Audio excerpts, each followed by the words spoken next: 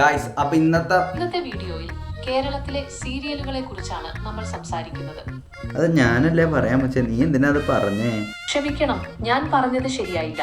Kerala serial with my Google Gemini. നിങ്ങൾക്ക് ഇഷ്ടപ്പെട്ട സീരിയലുകളെ കുറിച്ച് പറയാമോ? അത് തന്നെ, മനസ്സിലായില്ലേ ഗായ്സ്? അപ്പൊ നമ്മൾ ഇത് എടുക്കാൻ പോകുന്ന 5 സീരിയൽ പരമ്പരകളാണ്. നമ്പർ 1, ചന്ദ്രികയിൽ അറിയുന്ന ചന്ദ്രഗീതം. അങ്ങനെയല്ലേ? അങ്ങനെ എന്തോ ആണ് അല്ലേ? ചന്ദ്രികയിൽ ഒഴുകുന്ന ചന്ദ്രകാന്തം എന്നാണ് സീരിയലിന്റെ പേര്. ചന്ദ്രികയാണോ?